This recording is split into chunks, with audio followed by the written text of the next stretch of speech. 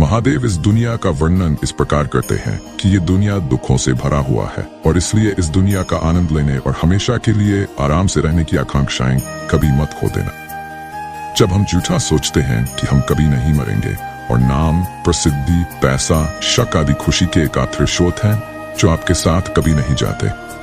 हम शरीर नहीं है, हम एक आत्मा है। इसलिए हमें शरीर स्तर को पार करने पर आत्मा के साथ संबंध और पहचान खोजने में सक्षम होने की आवश्यकता है। आत्मा को ना कभी किसी हथियार से काटा जा सकता, नाग से जलाया जा सकता है, ना पानी से गीला किया जा सकता है, ना हवा से सुखाया जा सकता है। ये व्यक्तिगत आत्मा अटूट और अदोलनशील है और इसे ना तो जलाया जा सकता है और ना ही सुखाया जा सकता। वह शाश्वत है, सर्वत्र विद्यमान है, अपरिवर्तनीय है, अचल है और सदैव एक सवाल है। हमारे साक्षात कल्याण के लिए आत्मा के रूप में हमारी पहचान को जानना इतना महत्वपूर्ण है कि महानगुरु मंत्री विदुर ने धृतराष्ट्र को शास्त्रों के उच्च सिद्धांतों में बताया कि परिवार की खातिर किसी बच्चे को छोड़ा जा सकता है, गांव की खातिर एक परिवार को त्यागा जा सकता है, शहर के लिए गांव छोड़ा है, दुनिया की खातिर एक शहर को अस्वीकारा जा सकती है और आत्मा के लिए संपूर्ण संसार का दिया जा सकता है। इसलिए महादेव कहते हैं और अन्य महान अध्यात्मवादी और भगवान के भक्त इसकी पुष्टि करते हैं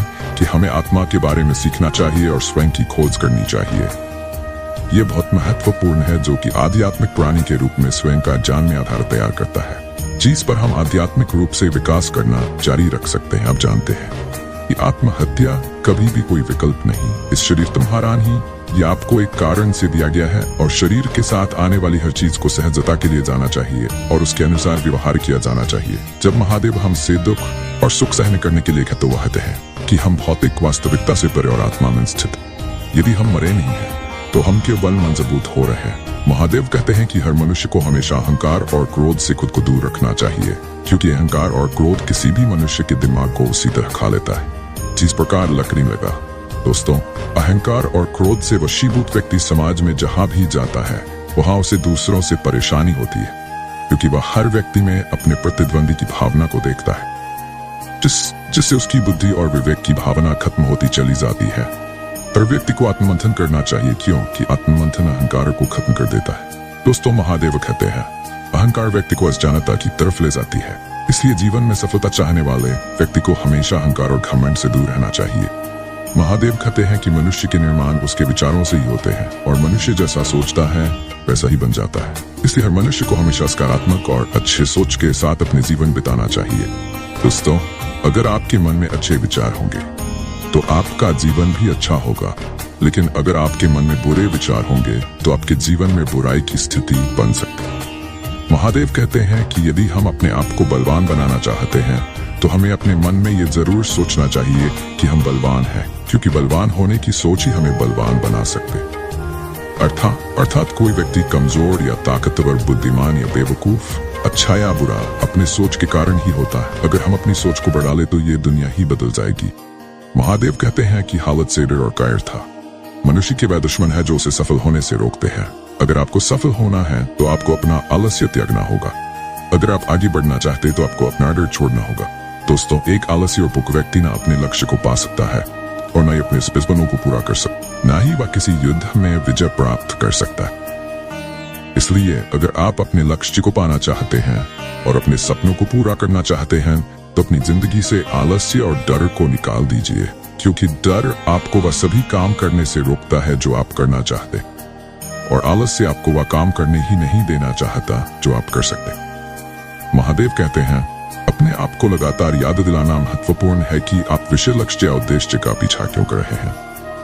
यौन लक्ष्यों के लिए विशेष रूप से इस चहने हासिल करने में दूसरों की तुलना में अधिक समय लग सकता है।